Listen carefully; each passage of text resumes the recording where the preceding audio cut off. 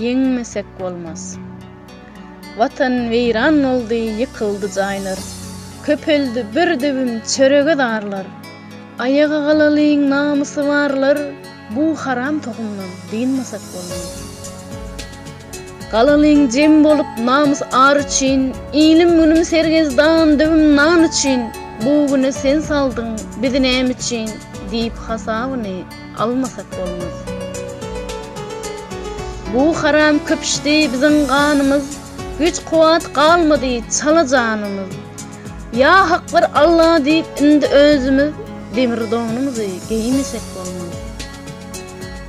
Ağalar, iniler, ayal doğunlar, gün olsun ülkeden haram yegenler, arkadağım deyip yalan övenler, barını ülkeden kovmasak olmaz. Türkmenistan'ın Adalet Ministerliğine, Türkmenistan'ın Konstitusyon Kaziyetine, Türkmenistan'ın Yukarı Kaziyetine, Türkmenistan'ın Baş Prokuraturasına, Türkmenistan'ın İçeri İşleri Ministerliğine, Türkmenistan'ın Goranmak Ministerliğine, Türkmenistan'ın Migrasiya Kulluğuna yüzlenme.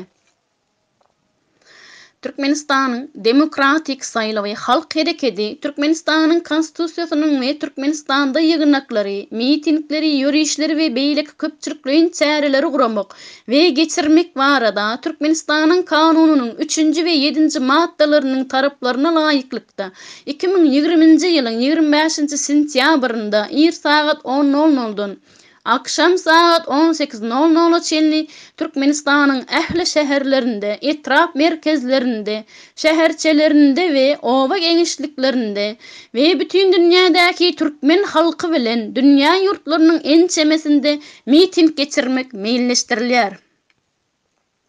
2020 yılın 25. sentyabry Türkmenistan'ın halkının ve bütün dünya Türkmenlerinin diriliş günü hükmünde tarihe girer.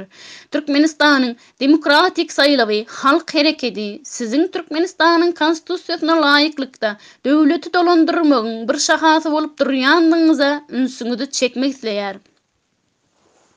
Yani geçen 14 yılın dowamında Türkmenistan'da geçirilen prezident sayılavlarında seslerin bir kanun kalıplaştırılmagy netijesinde özüni Türkmenistan'ın prezidenti hasaplayan Gurbanogly Berdimuhammedowyň ýöretýän diktatura rejiminin dowam ettirilmeginde, adam hukuklarynyň we azatlyklarynyň kemsidilmeginde, Türkmen halkyny genosida getirmekde, Türkmenistan'ın çäklerindäki tebiğ baýlyklaryň, harit maddi-gymmatlyklaryň bir kanun ýolları bilen eýelenip, olaryň korrupsiýa schemalar arkaly ýurdun daşyna çykarylyp, käbir adamlaryň şahsy bähgitlerine peýdalanmagynda, iqtisadiýetin çökmeginde, saglygy saklaýyş, bilim we beýlik iqtisady puwdaklarda korrupsiýanyň ösmeginde, sizin Türkmenistan'ın kanunlaryny diktatura rejiminiň görkezmelerine laýyk ulanyp, Türkmenistan'ın iqtisadiýetiniň we halkynyň şu wagtky derejesine gelmeginde çäkden aşy günäkärdiňizi ýatlatyp geçýäris. Sizin garamaňyzdaky işgärleriň 2020 ýylyň 25 sentýabrynda geçiriljek Türkmen halkynyň bütün dünýä miting çäreleriniň Türkmenistan'yň çäklerinde geçirilmegine ýakyndan ýardam etmeňizi we halkyň tarabyna geçmäge çagyrýarys. Sizin garamaňyzdaky işgärleriň, harby gurulukçylaryň halkyň tarabyna geçmegi Türkmenistan'a gaýry ýurtly şahsiýetler tarapyndan dowam ettirilip gelýän diktatura rejimine düýbüne palta urjakdygyny iki uçsuzdur. Siz bu hereketiňiz bilen Türkmen halkynyň azatlygy ugrunda ätlijek ilkinji ädimiňizdir.